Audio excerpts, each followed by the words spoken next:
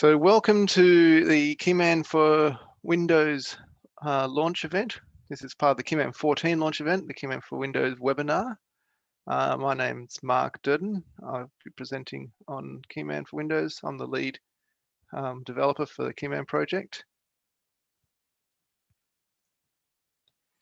So it's part of the Keyman 14 launch webinar series where we're talking all about the things that are new in Keyman 14. There's actually quite a lot that's new, so we've split it into 9 seminars, which is possibly a few too many for the average person to come to all of them. But we tried to make it topical so that each of the seminars has something of interest for specific areas. The schedule for the remaining webinars is on the webpage we came into this one. And this is also being recorded. The recordings will be available at the same link. And that's usually about 3 or 4 hours after the webinar, or maybe the next day if the webinar happens late in the evening. So this is Keyman for Windows, and it will run for about half an hour, and I'll make sure I leave some time for questions at the end of the webinar.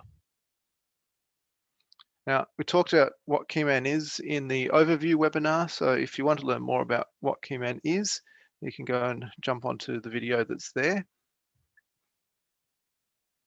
So I'm going to talk instead today just about Keyman 14 and what's new in Keyman 14. So in Keyman for Windows, we've worked hard on the keyboard search to make it easier to find and install keyboards. And the earlier version of Keyman, that was sometimes quite hard to find some keyboards. I'll talk a little bit more about that, and I'll give you a walkthrough shortly. We've made the user interface localizable. So Keyman for Windows actually did have a localized user interface. It was the only product out of the entire range that could be localized. We've now introduced that on all the other platforms, barring macOS, which we just didn't have the capacity to do this version. While doing so, we've made the localization process consistent and using a tool called Crowdin so that it's more accessible to end users to submit a translation. We've also worked hard on our crash reporting. So when Keyman goes wrong, which we hope it never does, but in reality, sometimes we do have bugs. Sometimes we have interactions with other programs that are unexpected. And we've introduced this reporting to make it possible for us to track the crashes a lot better than we could in the past. As something that's not really a feature, but a change just might catch some people unawares, is that we're retiring the old Keyman desktop name. Now we're going to use Keyman for Windows. That brings it in line with all the other products that we have. So Keyman for macOS or Keyman for Android. And part of the reason we did this was that Keyman Desktop just didn't tell you where it ran, and all the other products did. Back when we introduced the Keyman Desktop name, there really was only Keyman on Windows and Keyman Developer. So at that point, it was a good delineation, but it isn't any longer. We've made the on-screen keyboard load much faster, and I'll give you a little bit of a demo of that shortly. We've brought the character map and the support in Keyman up to Unicode 13.0.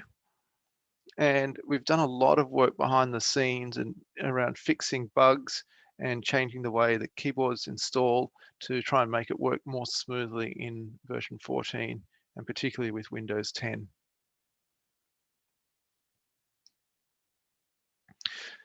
So the simpler and smoother keyboard search is a big effort the whole team went through to try and make Keyman easier to start using. And part of the problem we have is that there's 2,200 different languages in the list of languages, and many of those languages have multiple names, and they can be written in different writing systems, and there's various keyboards for each language. And it's quite a hard thing to find the keyboard that you want to use for your language. What we've done in version 14 is we've made that search consistent across all the different apps that we have and on the website, so that no matter how you try and find a Keyman keyboard, it will be the same approach. The search results that come back are just a single list, which is familiar to people because it's like a Google search. It's a list of keyboards, and the most popular keyboards are at the top of the list, and the less relevant keyboards will appear lower down in the list. We have fewer link steps now to get to an install link. So if you want to use if you already have Keyman installed, then you'll get a link that opens automatically in Keyman, and otherwise it will get a simple download link. We also, this is not a new feature for version 14, but we have a QR code. So once you find that keyboard, if you're doing that on a desktop, you can whip out your phone and snap that QR code and it will load the same keyboard on your phone. So I'll just quickly give you a walkthrough of the keyboard search. This is keyman.com/keyboards. And let's do a search for Khmer today, because I don't have my Khmer keyboard installed right now. So this is the search results. You can see I just typed in Khmer. I don't have to press enter. It automatically finds the results. Khmer Angkor is the most popular keyboard. And then there's a Khmer NIDA basic. Let's go with Khmer Angkor.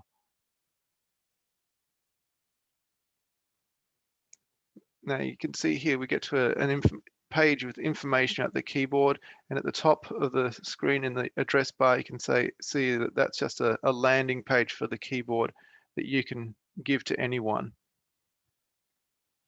Down below the install buttons we have a list of the platforms that it works on, and this works on all our supported platforms. We've got information about the author, a link to the documentation, and importantly the source code of the keyboard, so that you can go and modify it, make your own version if you want as well. Now if we click install keyboard, we now get a dialog that pops up here. It says open Keyman configuration, and when you click open, it downloads the keyboard and presents it for installation straight away. So then we can click install, and it asks me the Windows security questions, and now the keyboard is installed and ready to use. Now, if the keyboard is not installed, and if I go into configuration, you can see here now that the keyboard is installed. I'll just go and remove that again. If the keyboard's not installed, we can click the download button. So if Keyman is not installed, and click the download button, and it's going to give me a file to save called keymansetup.khmeangkor.km.exe. And if I open that, it will offer to install both Keyman and the keyboard at the same time. Now I already have Keyman installed, so it's not going to ask me to install Keyman again, but it will still install the Khmer Angkor keyboard, and it says for Central Khmer, which is the language which we want the Khmer Angkor keyboard to work with. So then that becomes again a one-click install to install both Keyman and the keyboard.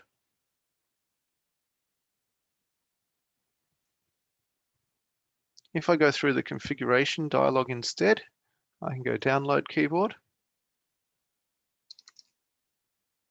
We'll go Khmer again, and Khmer Angkor, and install keyboard, and it's exactly the same process. Now, if you are familiar with earlier versions of Keyman, you'll remember this was just a big long list of 1800 languages and only showed one spelling of the name for the language. So if you had a different way you wanted to write your language name, you wouldn't find it in that list. But this list now lets you search for language alternates, and I think Benong is one language, so Benong language. But if I go and have a look at that, you'll see it actually calls it Central Menong here, because it's a different spelling of the same language name. And you can see there's also a number of other languages which this keyboard works with.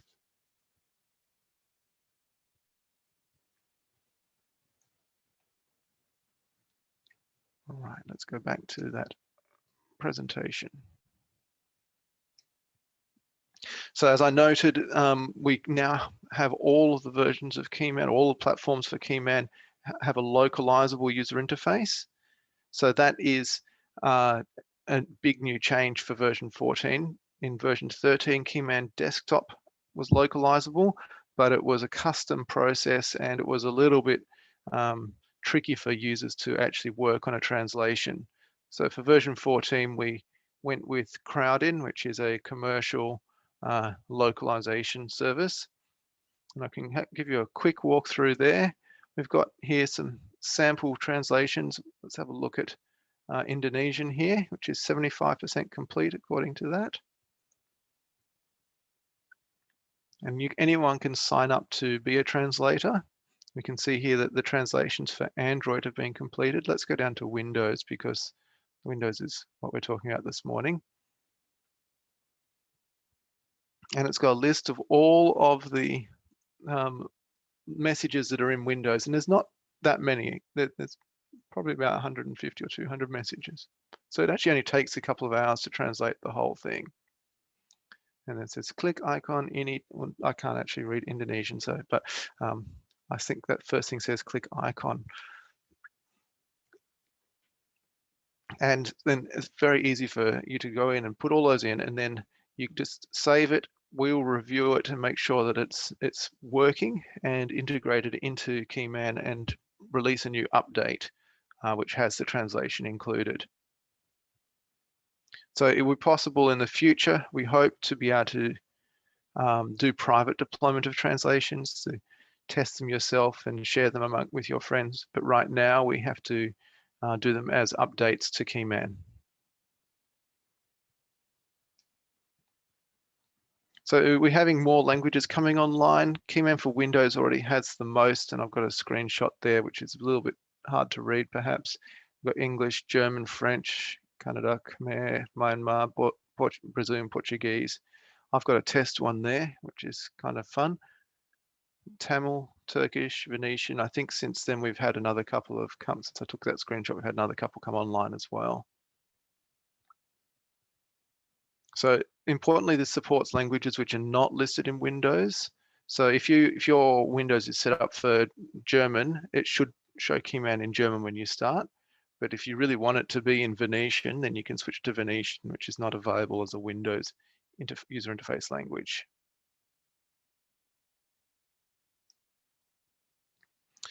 So error reporting in Keyman 14 is all centralized at sentry.keyman.com, and that's not only Keyman for Windows, but also all the other platforms, and also even the websites. So any website, time we get an error in any app or website, it gets reported to us, and we can then chase it down proactively rather than waiting for somebody to write to us and say Keyman crashed. Which is a horrible message to receive. I feel terrible whenever we get one like that. So don't ever send us. No, if you ever get a problem, send us an email. We want to hear about it so we can fix it. So when we are collecting the error reports, we get some usage statistics as well that come through, so that it tells us that you opened the setup dialog, or you opened configuration and you clicked on this button and then it went bang. So we don't send any personal data or anything that's identifiable as a user, and we don't send any keystrokes. In fact, we don't even identify a report as coming from a particular user at all. They're all completely anonymous. And the most important thing is we never ever captured the keystrokes in any of those error reports.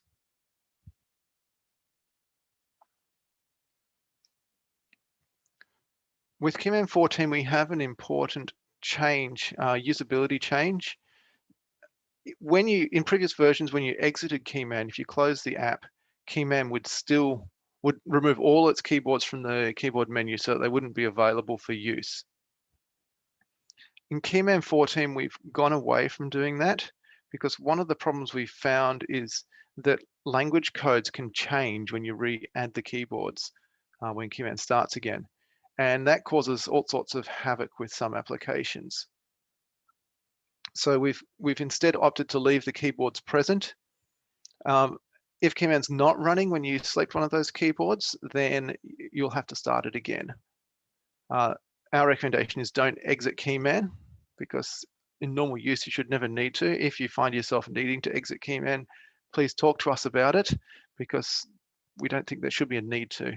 It's low resource and shouldn't be getting in your way.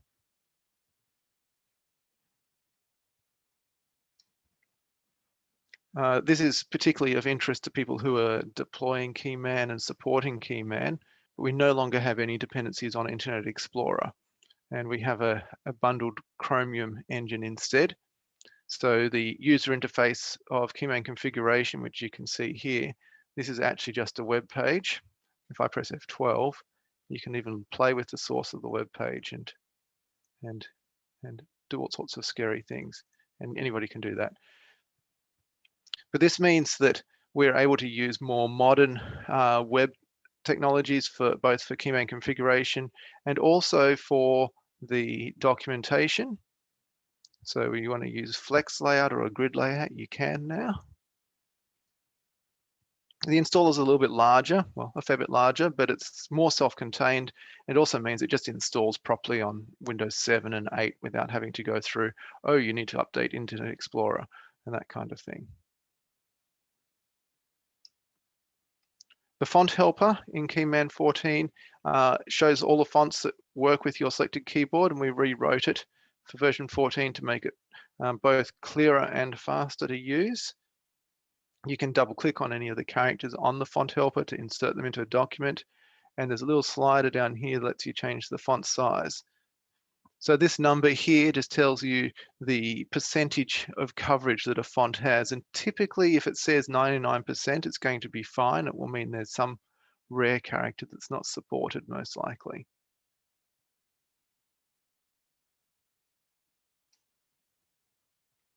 We've changed the way Keyman configuration works so that changes are applied instantly when you make them. This means that the OK and cancel buttons, which were down here before, are no longer required. It means that when you install a keyboard, it is available instantly. You don't need to click OK or close the Keyman configuration and reopen it. When you change options, they also apply immediately. So if I go down and turn off treat hardware dead keys as plain keys, that will now apply instantly across all of the apps. I'm not going to explain that option right now. It's in the documentation. It's under advanced for a reason. However, I will talk about one of the new advanced areas in Keyman 14, which is the system settings dialog. This lets you control every setting in Keyman, which is really helpful if you need to make a compatibility change. And I'm going to quickly take you through what that looks like here. So if I click Keyman system settings, it opens up this dialog, which is a little bit scary to look at. But what we can do is we can say, click that button, look for the item that says engine compatibility serialize input and change the value to 0. In this dialog, you do need to click apply to save that change. Now the input is this is a option that helps to make Keyman work more reliably, but there are occasionally apps that you run into where you might need to turn an option off. Normally, this will be following instructions given by one of the support people rather than something that you'd need to do yourself. I'll just reset that so I don't forget to turn it back on my machine. For the text services framework, we can turn on and off the text services framework. So for instance, we needed to do this in the past for Firefox XE, we could say disabled. And then we had an entry here to say I wanted to disable the text services framework integration for Firefox.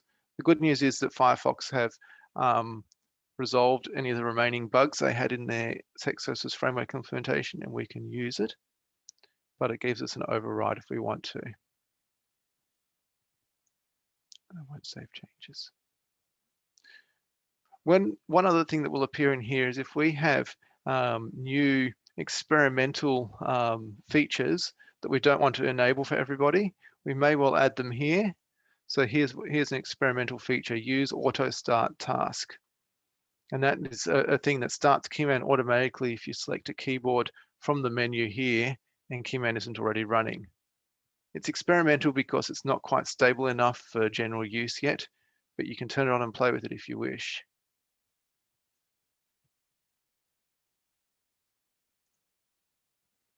I'm going to talk a little bit now about the Bootstrap installer.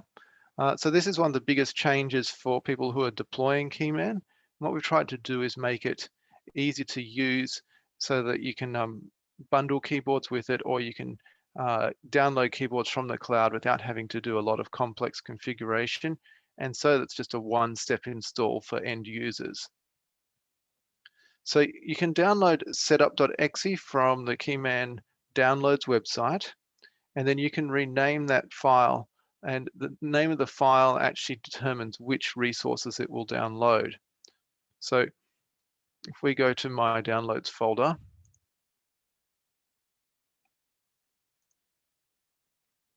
I've got here the Keyman setup Khmer Encore.km.exe, and that's going to download the Khmer Encore keyboard for the KM language, that's Khmer, when you run it.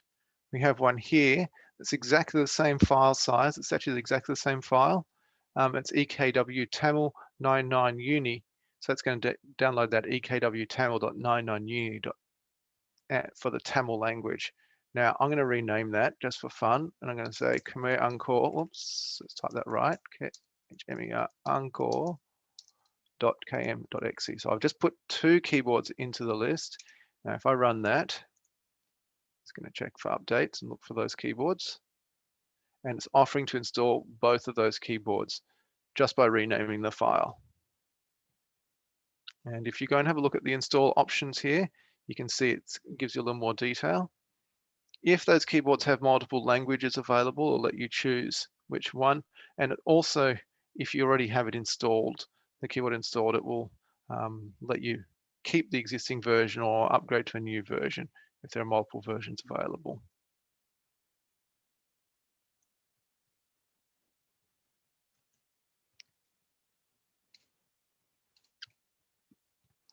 You can also, if you want to have everything available offline, have everything in the same folder. So a file called setup.inf, which I will refer you to the documentation.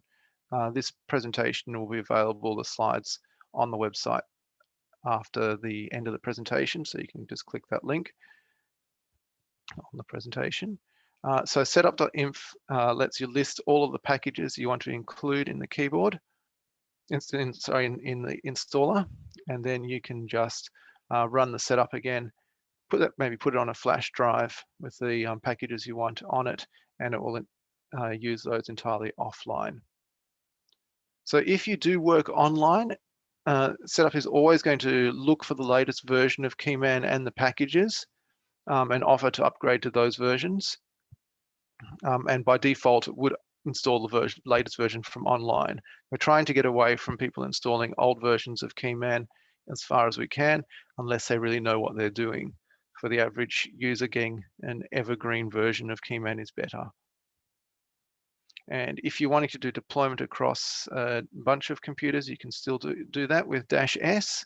So you just run that setup program -S, and it will do the install of Keyman and the keyboards silently, and that will work both online and offline. And that's all I've got for this morning. So we've got some time for questions, if anybody has any questions.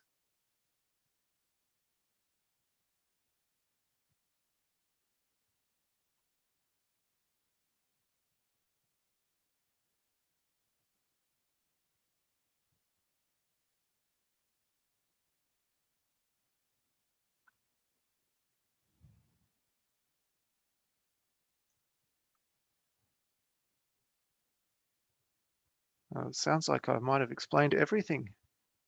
So Well, sure, you don't okay, have any? I guess, oh, sorry. You go ahead. Okay, I think I missed this part about the setup.inf. Right. So this Bootstrap, um, so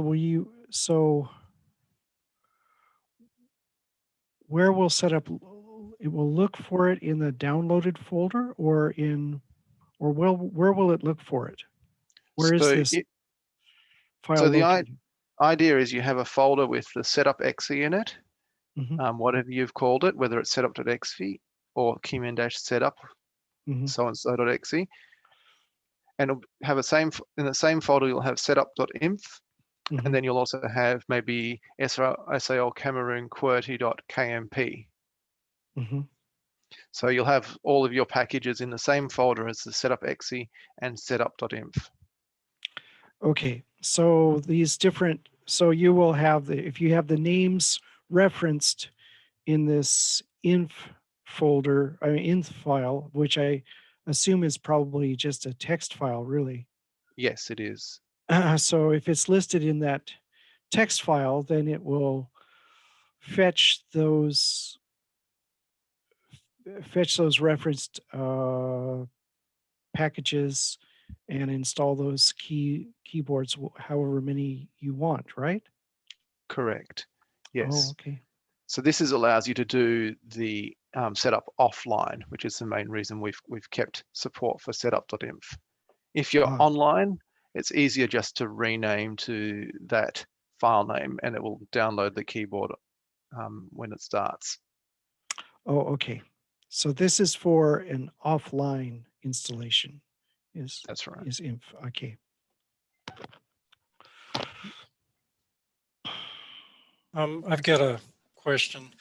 So how would you recommend packaging the instructional materials or documentation that teaches people how to use the keyboard with the installation? Yes. Because So the on-screen keyboard won't be helpful in a lot of context where you have key combinations. that's a good question, because the thing you haven't said there is that when you run the installer, it doesn't present the welcome information for the keyboard if you run it as an installer, and that is perhaps a gap in our current model. So I would say still include the documentation in the same place in the welcome.htm for the keyboard. And perhaps I should take a note of looking for better ways to make that accessible during the installation and onboarding process for Keyman. If you Because included a PDF or something, would it be any better than HTML? a PDF is not great, because it's hard to read, and people may not have a PDF reader installed on their computer. HTML is more accessible because the HTML will be accessible. So this is a welcome.htm that I'm showing here, and that's accessible through this icon here, the help icon. And it's also available through the help menu here, or in the on-screen keyboard. If I just pull that up here. So if I select which, that was Amharic, was it? I don't actually have the Amharic keyboard listed there. If I open help here, assuming that actually has help, and sorry, help on the Arabic is a keyboard, and it tells me about.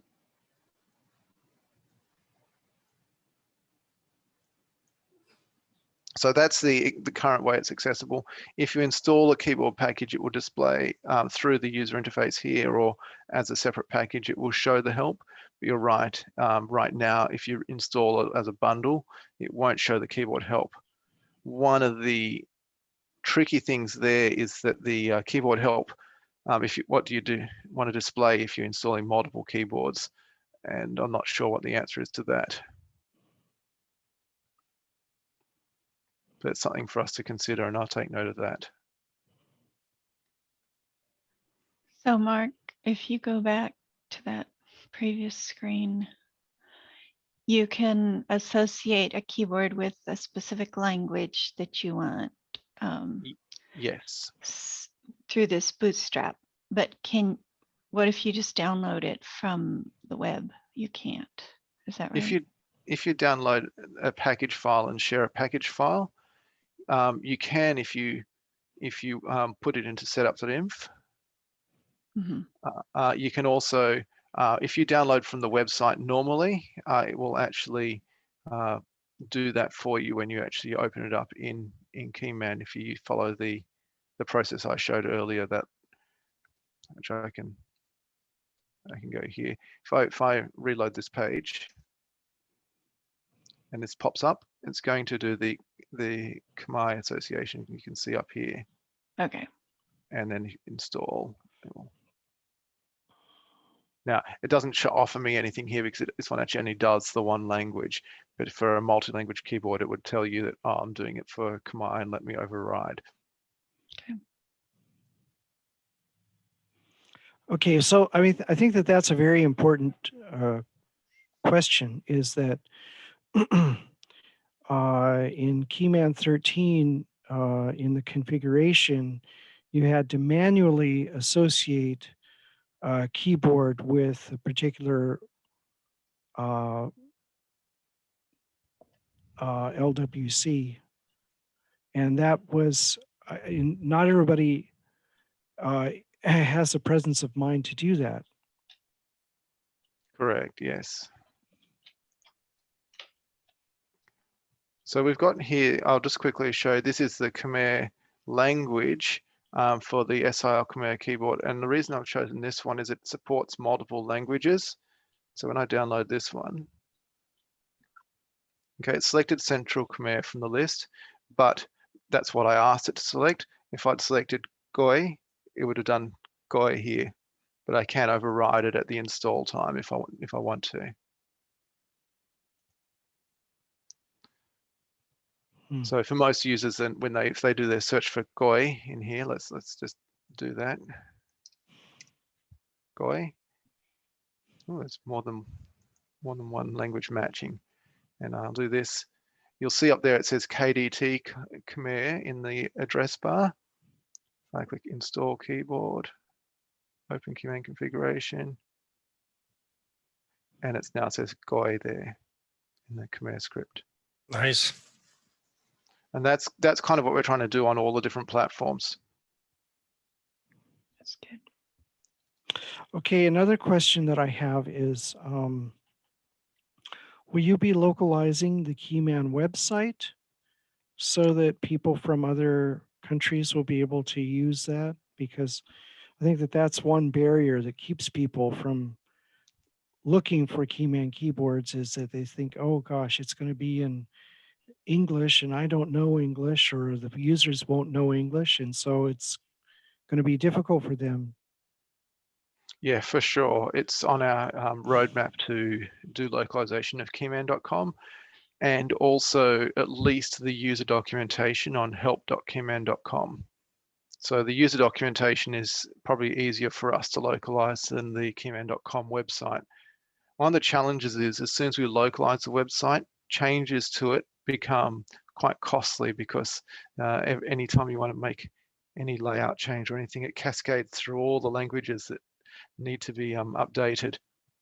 So we need to plan that out fairly carefully, but certainly we want to localize the most important parts of the keyman.com site, the places where people are going to look for their keyboards and where they're going to download Keyman. And especially the parts that appear within the user interface. So right now, this is going to appear in English, even if you've selected Khmer or another language. So we've got a nice little Khmer title here, but everything else is in English. And that's because we have not yet localized the website. Okay, can we go back to this issue of the this one? Could we go back to this silent, this -s installation? Sure. Okay, so would that be using a command line? Yes, that's correct. So that's really for places when you want to, for instance, install in a lab and you have got an automated install or set up for all of your lab computers. Then you would include the Keyman install as part of that, and the -s will just mean it happens without needing anybody to come and click on any buttons during the process. So the reason we've done it this way is it allows you to then also bundle the keyboard as well as Keyman itself, because traditionally you would install the Keyman just as a Windows installer package using Windows installers, silent install. and then you'd have to figure out how to get the keyboards on as well. By Hmm. doing it this way, it's got the keyboards as well, and that will work online and offline.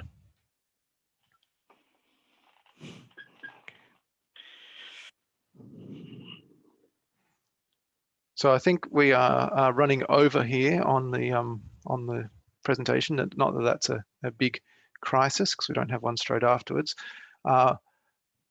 Really happy to take further questions through the SAL community website, or directly to my email if you have my email address, or you can tweet at me, but I'm usually fairly slow to respond to tweets.